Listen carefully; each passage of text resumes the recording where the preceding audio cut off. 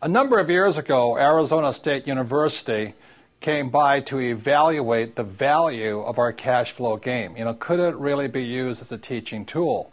And thank God they found out it was a great tool. They evaluated students who were in the MBA program, and could the cash flow game enhance their knowledge of business, investing, and finance and things like that?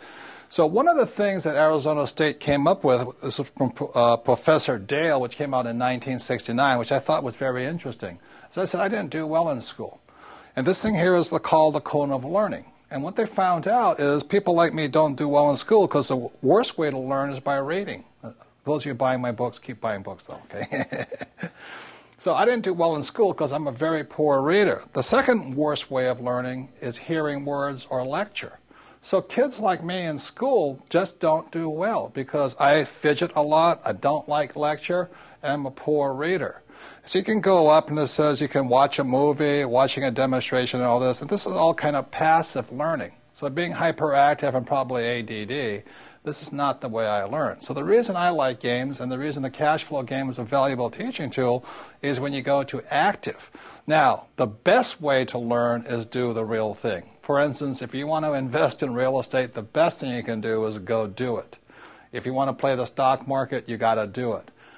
The second best thing, though, is simulating the real experience. And what Arizona State found was the cash flow game was as close to a simulation of the real thing, which is why I say the game was designed for you to play over and over and over again, to make mistakes, to learn, to correct, to adjust your brain.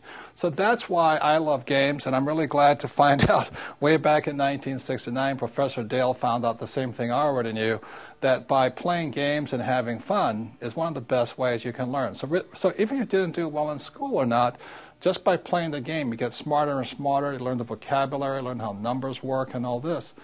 So this is a big part of the Rich Dad experience. Once you understand the game in our books, then we have Rich Dad's coaching, we have Rich Dad's education, we have medium and advanced seminars. But once you're ready to move on, when you feel confident in your ability to learn. So after you've done that, then you go do the real thing. So the reason most people get hammered on the real market out there is because they jump in, they have no experience, they do the real thing, and they lose all their money, and they wonder what happens. Then they turn their money over to somebody they pay to lose their money.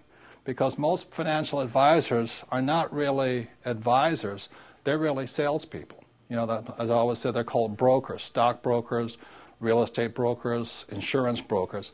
As my rich dad said, the reason they're called brokers, because they're broker than you. So if you want to get rich, practice, play the game over and over and over again, and soon you'll start to think like a rich man. And that's what makes the Rich Dad Company different.